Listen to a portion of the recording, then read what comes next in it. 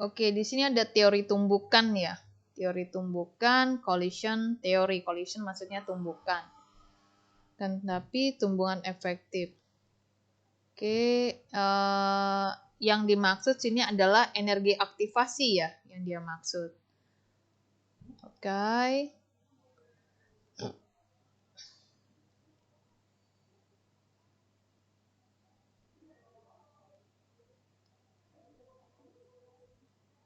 Oke, ini belum kelihatan.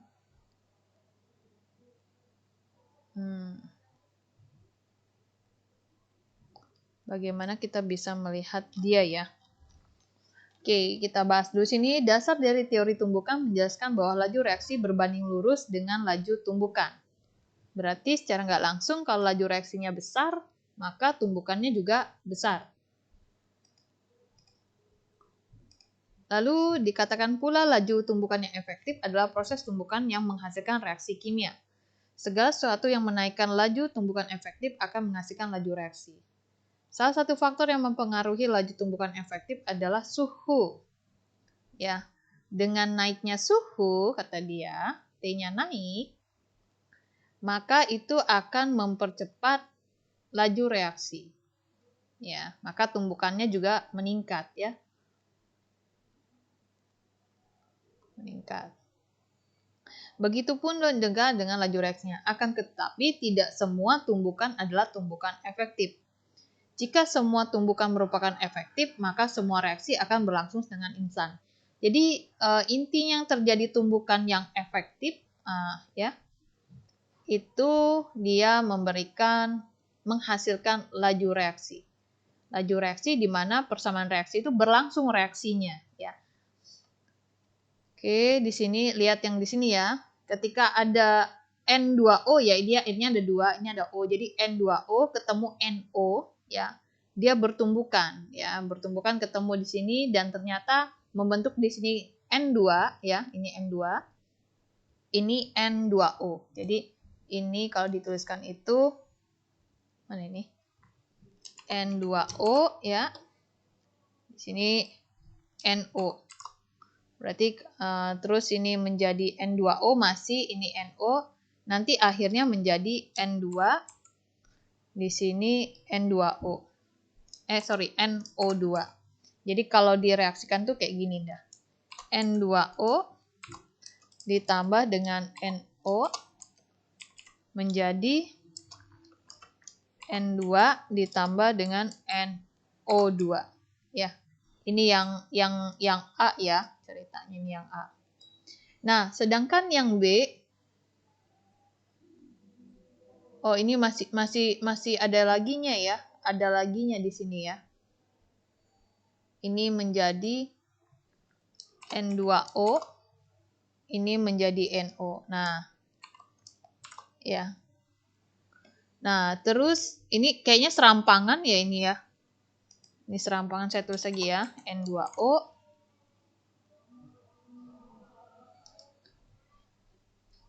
Oh, ini jadinya teh ngegabung ya kalau yang di sini ya.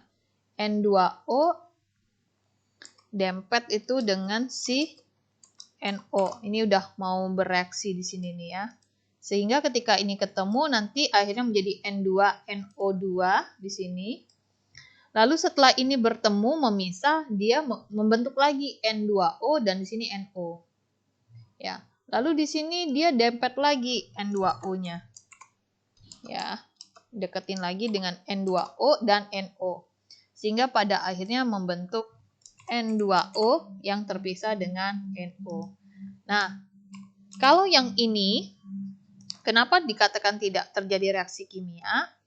Karena saat sebelumnya itu adalah N2O yang sedang dempet dengan NO ya. Ini kelihatannya sedang dempet di sini ya. Tapi pada akhirnya terbentuknya N2O dan NO, seakan tidak terjadi perubahan ya. Kalau di sini mengapa dikatakan tidak terjadi reaksi kimia? Karena N2O strip NO harusnya kan ada tuh ya ganti-ganti pasangan lah ya kita bilang. Tapi pada nyatanya dia masih dengan N2O dan NO, makanya dikatakan tidak terjadi reaksi kimia. Beda dengan di sini. Yang di sini dikatakan dia terjadi reaksi kimia. Yang awalnya N2O. Ya, N2O, N2O, terus akhirnya terbentuk N2 dan NO2. Di sini, kan. Jadi, ada beberapa tumbukan, ini kan kesannya bertumbukan ya, tapi ya tidak efektif ya, tidak terjadi reaksi kimia di sana. Nah, energi untuk memutuskan ikatan yang lama membentuk ikatan baru, ya. Energi kinetik minimum untuk reaksi itu dia membutuhkan energi aktivasi. Jadi kayak ini N2O dari sebelah sini ketemu NO, ya ini udah dempet sehingga terjadi reaksi, itu butuh energi minimum untuk melangsungkan reaksi kimia tersebut. Kalau yang ini di sini tidak ada energi minimum ya, butuh atau peluang yang kedua adalah energi minimum yang dipunya itu kurang. Ya, sehingga tidak terjadi reaksi kimia.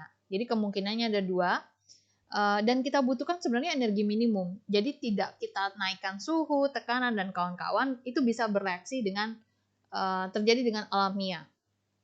Ya, kayak apa sih namanya, kayak es dibiarkan mencair, itu kan terjadi reaksi juga ya sebenarnya secara alamiah. Tapi kalau misalkan ternyata energi minumnya kurang dan kita tidak menambahkan bantuan kayak naikin tekanan, volume, suhu, atau nambahin katalis ya, itu dia tidak bisa berlangsung reaksi kimia. Jadi membutuhkan bantuan yang tadi ya, kondisi operasinya. Jadi kadang-kadang tuh ya, kayak Indah misalkan beli bensin, taruh di alat penampung yang ada di kendaraan. Ketika Indah menstarter ya, itu tuh dia langsung nyala ya, memberikan energi. Itu artinya berlangsunglah reaksi kimia dah. Dengan secara energinya itu kecil sekali. Tapi kalau misalkan Indah naruh motor udah sebulanan gitu ya, di starter dia nggak mau nyala-nyala, harus di-engkol berulang kali gitu ya, dan tidak hidup, itu mengakibatkan kondisinya tidak terjadi reaksi kimia.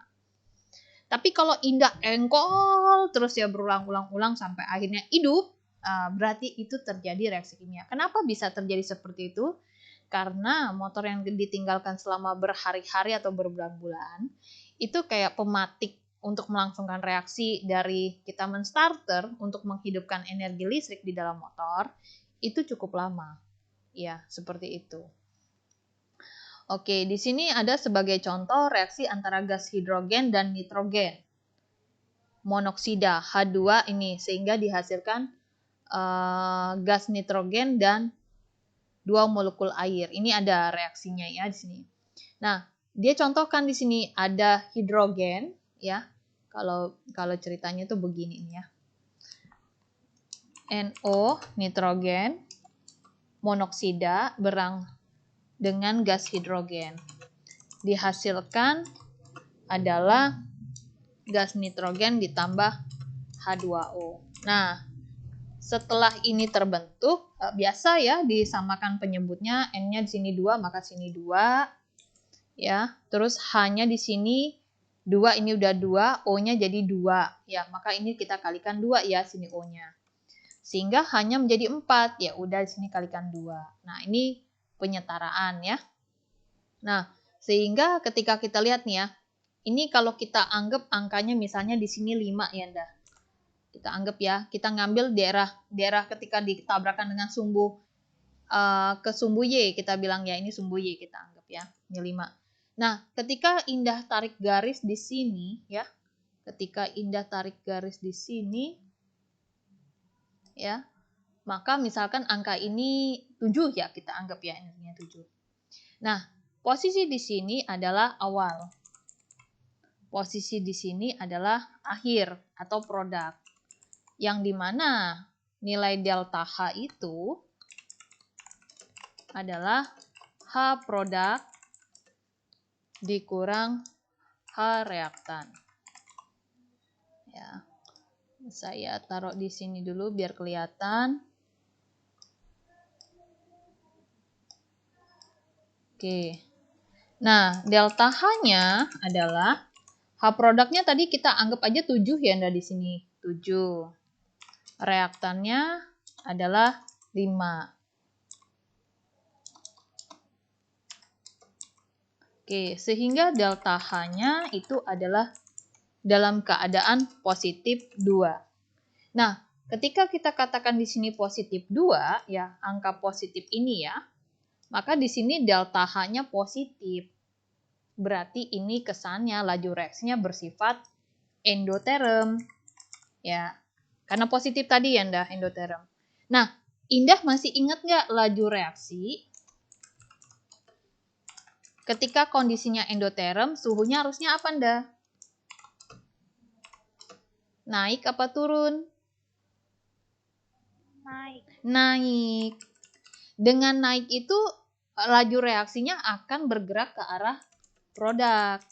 Ya kan ya? Ini ke arah produk. Jadi pastikan ketika sudah tahu reaksi nitrogen monoksida ditambah dengan gas hidrogen, ya, posisinya kalau Indah ingin melangsungkan reaksinya, suhunya pastikan naik. Pasti akan terjadi kenaikan suhu di sini, ya. Dan ini adalah nilai positif 2 adalah hal yang tidak diinginkan dah kadang-kadang. Kita nginginin itu sebenarnya energi aktivasi itu energi yang paling kecil.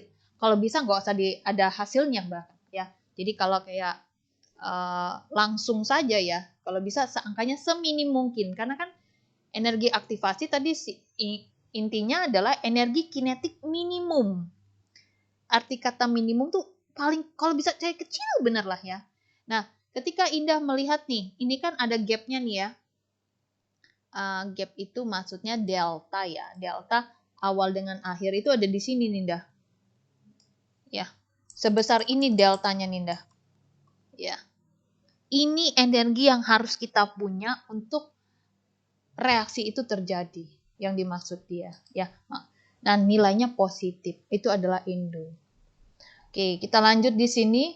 Nilai delta H untuk reaksi itu positif sehingga dia sifatnya endoterm. Nah, Indah balikin lagi kalau endoterm gimana sifatnya. Ya. Nah, setelah itu ingin melangsungkan reaksi agar produk ini terbentuk, harus digimanain? Suhu udah tahu. Tekanannya harus diperbesar, apakah diperkecil, ya, agar produknya bertambah. Poin yang kedua, volumenya dinaikkan atau diturunkan, ya, agar produknya bertambah. Ya. Jadi itu harus dikuasai ya dari laju reaksi kita bilang. Oke, kita lanjut lagi di sini dia ngebalikin nih ceritanya. Yang ini kan reaksi yang pertama ya. Terus sama dia itu dibalik dah. Ya, dia ngebalikin reaksi. Balikin reaksi sehingga yang tadinya produk menjadi reaktan.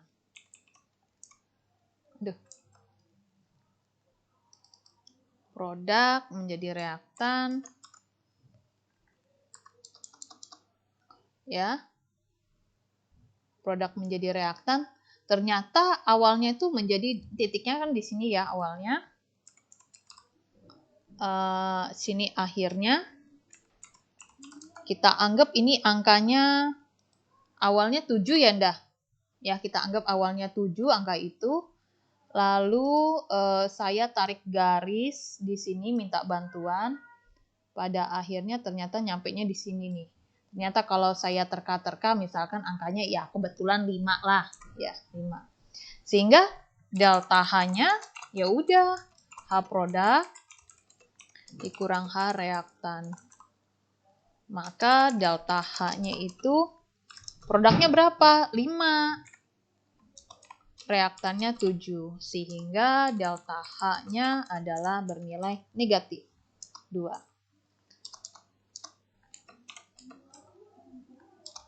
Ketika bernilai negatif, maka Indah sudah tahu negatif ini artinya adalah eksoterm.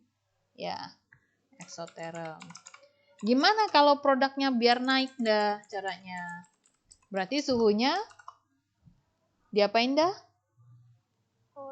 Turun. Seperti itu.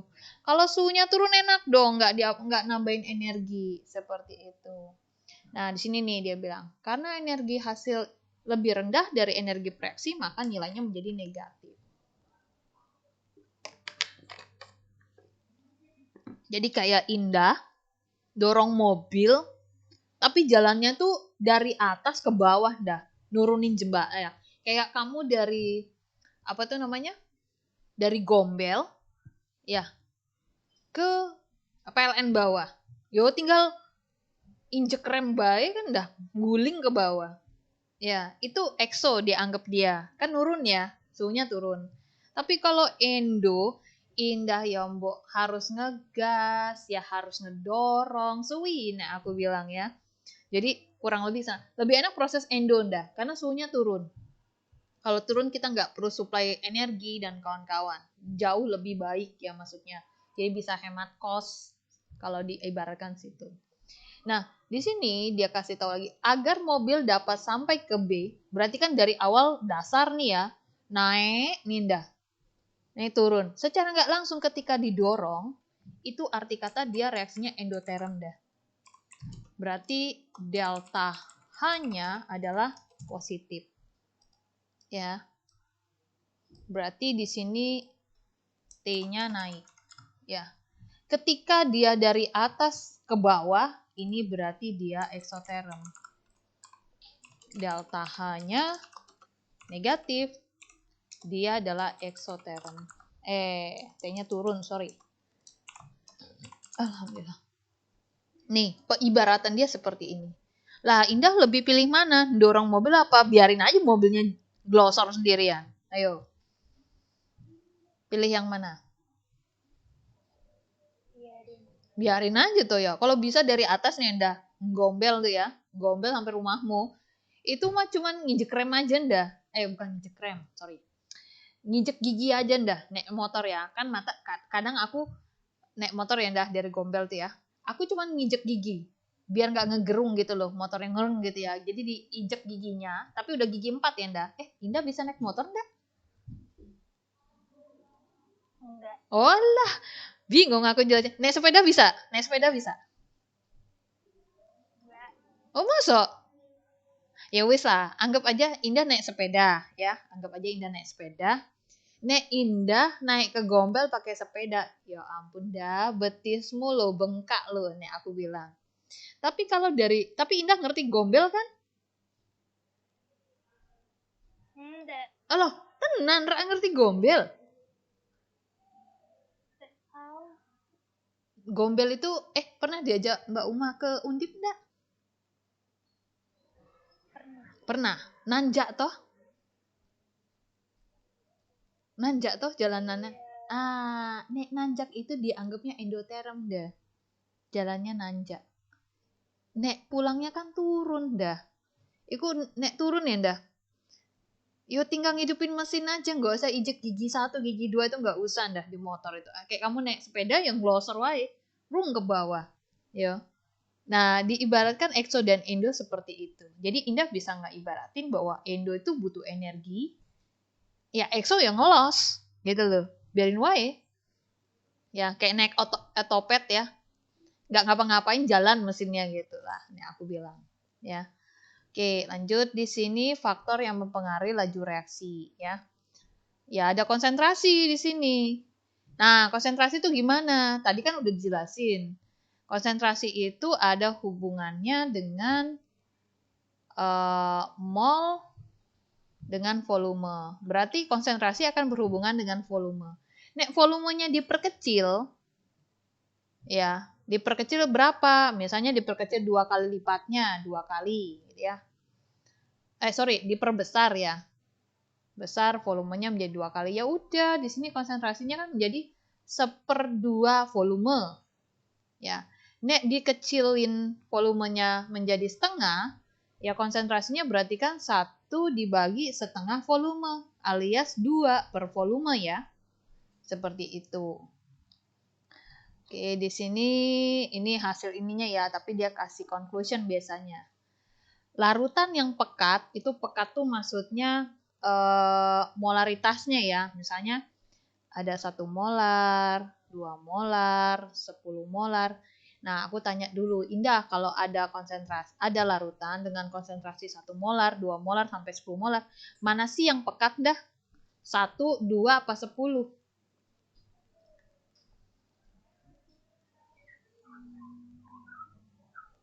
Oh. 10. Makin pekat itu makin besar molaritasnya dan itu makin bahaya dah. Ya, makin bahaya. Misalnya Indah di sekolahnya praktek. Terus ngebaca molaritasnya tuh angkanya gede, 1 molar. Terus ada yang 2 molar. Itu hati-hati dengan angka semakin besar. Itu bisa berbahaya. Nah, jadi itu butuh pengetahuan seperti itu ketika kita masuk lab, ya. Nah, ketika makin pekat tuh makin mabok dah masuk labnya. Ya baunya tuh nggak enak di kepala, segala macam. Makanya pulang tuh kadang-kadang disuruh mandi, baju yang dipakai tadi tuh harus dicuci semua. Indah yo keramas segala macam. Ya karena sisa-sisanya nempel di rambut, nempel di kulit. Nah, udah itu nggak lama dari selesai mandi atau sebelum mandi itu ya minum susu biar nggak mabuk. Soalnya aroma dari itu apa ya aku bilang ya ngebuat Indah pening kalau aku bilang ya pening saya bilang ya. Jadi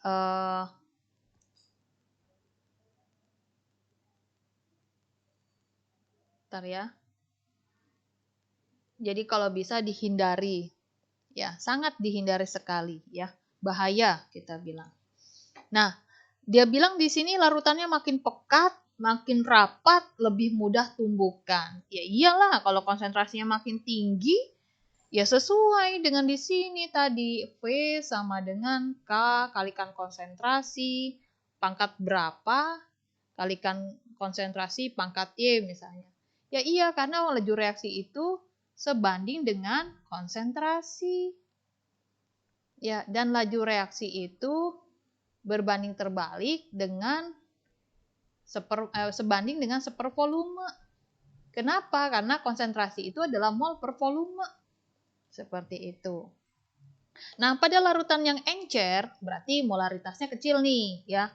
Itu agak longgar, jadi tumbukannya ya lama ya, kayak longgar tuh jaraknya jauh di situ ya. Oke, luas permukaan nih ya.